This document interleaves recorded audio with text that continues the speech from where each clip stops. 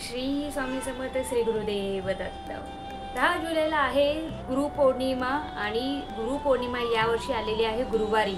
सगळ्यात शुभ मुहूर्त आणि शुभ दिवस असणार आहे आपल्या सर्व स्वामी भक्तांसाठी, कारण की गुरुवारी आहे गुरुपौर्णिमा।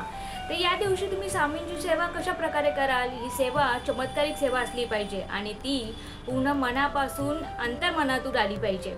काय करायचं आहे, रूटीनमधल्या ज्या आपल्या सेवा आहेत त्याच तुम्हाला करायच्या आहेत, पण हा दिवस खूप खास आहे आणि वेगळा आहे, त्यामुळे खूप छान अशी ही सेवा आपली होणार आहे। तर काय करायचं आहे, भल्या पहाटे उठायचं आहे, ब्रह्ममुहूर्ताला उठा, स्वच्छ स्नान करा। आपल्या स्नान करण्याच्या अंघोळीच्या पाण्यामध्ये हळद टाका, जेणेकरून आपल्यामध्ये सुद्धा पॉझिटिव्ह एनर्जी आहे, निगेटिव्ह एनर्जी निघून जाईल। स्वच्छ अंघोळ केल्यानंतर छान स्वच्छ अशी धुतलेली कपडे परिधान करा। स्वामीजवळ या घरातील जे काही केर कचरा असेल ते तुम्ही बाहेर काढा, उंबऱ्याला लेपन करा, मस्तपैकी घरामध्ये धूप आरती दिवारती लावा, स्वामींसमोर बसा आणि स्वामींसमोर ज्यावेळेस बसणार तेव्हा स्वामींच्या मूर्ती असेल, प्रतिमा असेल, तिला समोर घ्या, ताट घ्या, पंचामृतचं जे ताट असतं ते ताट घ्या, ताटामध्ये स्वामींची मूर्ती, प्रतिमा जे तुमच्याकडे असेल ते ठेवा, स्वामींना अभिषेक करा, अंघोळ घाला, दूध दही याच्याने स्वामींना अभिषेक करा, अंघोळ घाला, सुगंधी द्रव्य असेल तर ते स्वामींना नावा, चंदनाचा टिळा स्वामींना नावा आणि स्वामींना जी चाफ्याची फुलं आवडतात त्याचा छानसा हार किंवा ती फुले स्वामींकडे ठेवा आणि स्वच्छ स्वामींची मूर्ती परत आपल्या देवघरात ठेवून तिथे मस्तपैकी स्वामींना अगरबत्ती, दिवा, धूप हे सगळं लावून चाफ्याच्या हार जी काही सुगंधी फुलं तुमच्याकडे असतील ते घालून पूजेला सुरुवात करा। पूजा म्हणजे काय की तुम्हाला या दिवशी 111 वेळा किंवा 108 वेळा जसं तुम्हाला जमेल तसं दिगंबरा दिगंबरा श्रीपाद वल्लो दिगंबरा या मंत्राचं पठण करायचं आहे। श्री स्वामी समर्थाय नमः, श्री स्वामी समर्थाय नमः या मंत्राचं सुद्धा 108 वेळा पठण करायचं आहे। हे सर्व झाल्यानंतर स्वामींना मस्त गोडा थोडंसं नैवेद्य तुम्हाला दाखवायचं आहे। नैवेद्यमध्ये पुरणपोळी असेल तरी चालेल, गोड बेसनचे लाडू असतात ते स्वामींना आवडतात त्याचा नैवेद्य दाखवा। घरातील ही पूजा झाल्यानंतर जवळच असलेल्या स्वामींच्या मठामध्ये जा।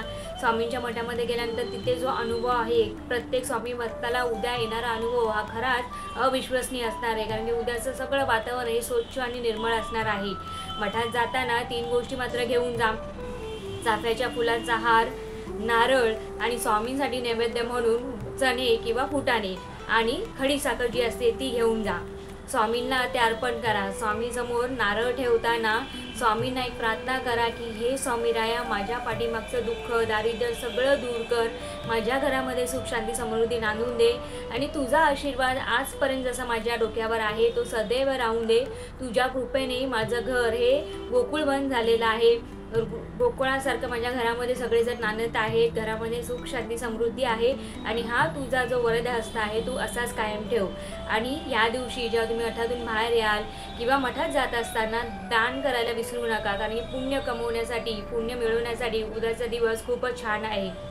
तर दान म्हणजे काय करायचं आहे, पिवळ्या रंगाचे वस्त्र असतील, डाळी धान्य जे असेल, गरजू व्यक्तीला लागणारे फळ असतात, कारण की जी काही जेवढी मदत तुम्हाला गरजू व्यक्तींना करता येईल तेवढी करा।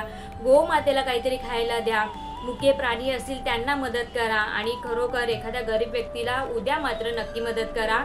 स्वामींचं म्हणणं हेच आहे, स्वामींचा आशीर्वाद तुम्हाला तेव्हा लाभेल की आपण एखाद्या गरजू व्यक्तीला गुरुपौर्णिमे दिवशी खूप म्हणजे मनापासून मदत केलेली असेल। तर उद्याचा दिवस खूप छान आहे। प्रत्येकाने आवर्जून स्वामींच्या मठात जावा, जे स्वामींना मानतात ते स्वामींच्या मठात जावा, दत्तगुरूंचं मंदिर असेल त्यांच्या मंदिरात जावा, पण उद्या काही बेसिक ज्या सेवा आहे स्वामींच्या दत्तगुरूंच्या त्या नक्की करा। जेवढ्या जास्तीत जास्त सेवा तुम्हाला उद्या करता येईल तेवढ्या नक्की करा आणि आय होप तुम्हाला हा माझा व्हिडिओ आवडला असेल तर कमेंटमध्ये श्री स्वामी समर्थ लिहायला विसरू नका आणि तुमचे फीडबॅक कमेंटमध्ये लिहायला विसरू नका। दुसरी गोष्ट म्हणजे 9K सबस्क्रायबर आता लवकरच कंप्लीट होतील आणि तुमच्या आशीर्वादानेच हे पूर्ण होतं आहे। तर असेच हळूहळू म्हणजे सबस्क्रायबर वाढवून देत आणि आपला परिवार स्वामी समर्थांचा जो परिवार आहे तो खूप मोठा होऊन दे आणि असेच माझ्या व्हिडिओला लाईक शेअर सबस्क्राईब करा। आजसाठी एवढंच, उद्या भेटूया गुरुपौर्णिमेनिमित्त नवीन काही स्वामींचे अनुभव ऐकण्यासाठी। श्री स्वामी समर्थ।